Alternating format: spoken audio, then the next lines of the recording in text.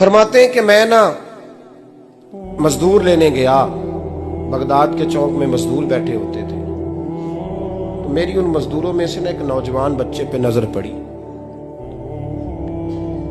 बड़ा कमजोर सा वजूद था, लेकिन चेहरे पर इबादत का निशान था। माथा बताता था कि नमाज का बड़ा ख्याल रखता है। मैं उसके करीब गया।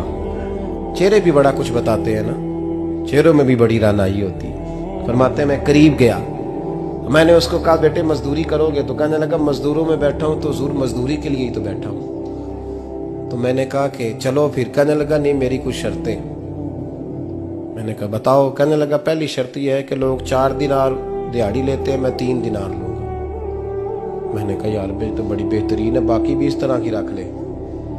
उसने कहा हुजूर दूसरी शर्त यह है कि मैं आपकी मुकम्मल बात मानूंगा, लेकिन जब अजान हो जाएगी फिर आपकी नहीं सुनूंगा।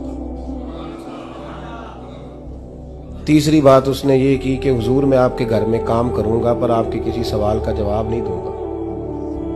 कहते मैंने कहा यार तू बड़ा अजीब है, शर्तें तो मालिकों की होती हैं। कहने लगा जी बहरहाल मैं शर्तें लगा के जाता हूँ। फरमाते हैं मैं उसे घर ले आया, काम मैंने उसको बताया, तो जो काम मजदूर सारे दिन में करता है ना उसने 2 घंटे में ही कर दिया। हमारे मजदूर सिगरेट पीने में भी तो आधा घंटा लगाते हैं, वो चाय पीने जाएं तो पौना घंटा वहां। उनको भी तो दयानतदारी करनी चाहिए कि नहीं करनी चाहिए? ने मुआहदा किया है ना जी, तो पूरा उतरना चाहिए ना। कहते 2 घंटे में। अब काम जब बंदा शुरू कराता है तो काम और निकल आता है। कहते काम मैंने उसको और बता दिया, वो करने लगा। उसने मिट्टी निकाल के रखी थी बाहर रास्ते में, तो अजान हो गई जोर की। उसने वहीं कुदाल छोड़ी कही और चलने लगा। तो मेरा बेटा कहने लगा इसको जरा बराबर कर दो। कहने लगे चुप कर जा, तेरे बाप से बात हुई थी, जब अजान होती है तो मैं किसी और की नहीं सुनता, सिर्फ अल्लाह रसूल की सुनता हूँ। कहते मस्जिद चला गया, नमाज पढ़ के आया तो दोपहर का वक्त था। मेरी बीबी कहने लगी इसको को खाना खा ले। कहते हमने कहा खाना खा लो, तो कहने लगा मैंने रोजा रखा, रमजान भी नहीं था, नफली रोजा रखा हुआ। फरमाते हैं शाम हुई, मैंने 3 दिनार दिए, तो मैंने कहा तेरा नाम क्या है? कहने लगा मैंने आपसे कहा था मैं किसी सवाल का जवाब नहीं दूंगा।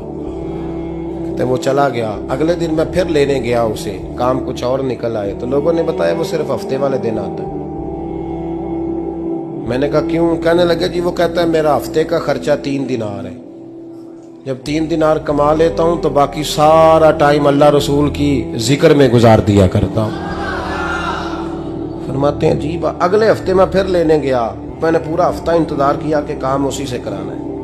मैं जब गया तो मैंने कहा चलो। कहने लगा मेरी शर्तें याद है ना? और मैंने कहा याद है भाई साथ चल। फरमाते हैं काम कराया, 2-3 हफ्ते वो आता रहा। 1 हफ्ते में गया तो लोगों ने कहा हुजूर आज नहीं आया। क्यों? कहने लगे बीमार हो गए। कहाँ घर है? कहने लगे बगदाद के कब्रिस्तान के पीछे जो कच्ची आबादी है उसमें रहता है। फरमाते मैं गया, दरवाजे पे दस्तक दी तो कहने लगा हुजूर आप हैं? दरवाजा खोला है, आ जाइए। फरमाते हैं मैं अंदर गया तो मैंने कहा तुम्हें कैसे पता चला मैं आया हूँ? कहने लगा हुजूर अल्लाह वाले हो, आप नहीं आना था, वरना अमीर तो गरीबों का पता लेने कोई नहीं आते। कहते मैं करीब गया तो कहने लगा मैं आपका इंतजार कर रहा था, तेज बुखार है, तप रहा। जेब से कुछ पैसे निकाले, कहने लगा ये पैसे रखने। एक अंगूठी निकाली, कहने लगा हुजूर आज रात को मेरा इंतकाल हो जाएगा, इन पैसों का कफन खरीद के सुबह जनाजा पढ़ के मुझे दफन कर देना, और जब दफन करो तो ये अंगूठी लेके असर के बाद हारून रशीद के पास जाना। आप उसे कहना मैंने मिलना है पर वो आपको टाइम नहीं देगा। आप उसको आवाज दीजिएगा कि तेरी एक अमानत है मेरे पास, फिर वो आपसे मिलेगा तो अंगूठी दे दें, फिर आप मेरी तरफ से फारिग हैं। हजरत फरमाने लगे तेरा नाम? और कहने लगा हुजूर वक्त थोड़ा है, आज रात मैंने जाना है, बड़ी लंबी माफी मांगनी है रब करीम से, अगर मुनासिब समझे तो मुझे अपने रब से तन्हाई कर देने। फरमाते हैं मैं आ गया पर उसकी बातों ने मुझे सारी रात सोने नहीं दिया।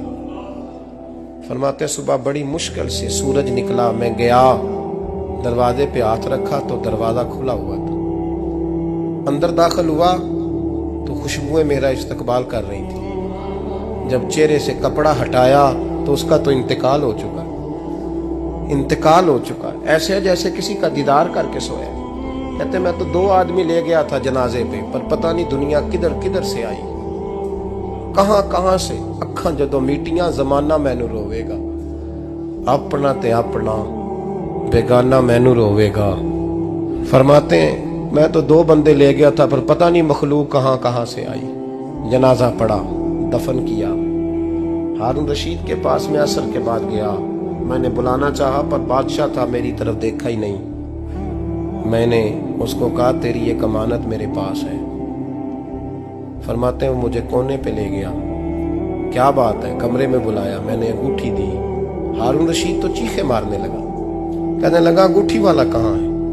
मैंने कहा वो तो इंतकाल कर गया। कहने लगा मुझे कब्र पे ले चल। कहते मैं कब्र पे लाया तो वो लेट गया, तड़प के रोने लगा। मैंने कहा मेरा कलेजा फट जाएगा, ना उसने कुछ बताया ना तूने बताया, ये कौन था? तो हारून रशीद कहने लगा ये मेरा बेटा था। मैंने कहा तेरा बेटा और मजदूर? कहने लगा हुजूर ये हजरत दाऊद ताई के पास बैठा करता था, उनका मुरीद था, मुझे रोज कहता था अब्बा तूने बड़ी दुनिया इकट्ठी कर ली है, मरते वक्त तुझसे टांगे समेटी नहीं जाएंगी, इतना हिसाब नहीं तू दे सकेगा। मैं इसको समझा देता, इसकी अम्मा समझा देती। ये रोज हमें कहता छोड़ दो, आ जाओ अल्लाह रसूल की बारगाह में झुक जाएं। हम समझ। एक दिन ये चला गया, कहने लगा फिर तुम्हारा रास्ता और है और मेरा रास्ता और है। ये सोने की अंगूठी गलती से इसके पास रह गई, गलती से हीरे की अंगूठी चली गई। कहने लगा देखो मेरे बेटे ने आज वो भी वापस कर दी है। फिर तड़प के कहने लगा हारून रशीद था तो ये मेरा बेटा, पर मेरा मुर्शद निकला, मेरा पीर निकला। भाई जिंदगी तो बड़ी थोड़ी है ना। बाबा साहब ने कहा था उठ फरीदा सुत्या, और दाढ़ी आ गया ही पूर, अग्गा नेड़े आ गया, पिछा रह गया ही दूर। उठ फरीदा सुत्या खलकत वेखन जा, मते कोई मिल जाई बख्शिया ते तू ही बख्शिया जा। उठ फरीदा सुत्या झाड़ू दे मसीत, तू सुते रब जागदा, तेरी डाडे नाल परीत। मेरा रब हमें भी अपनी बारगाह में कबूल फरमा।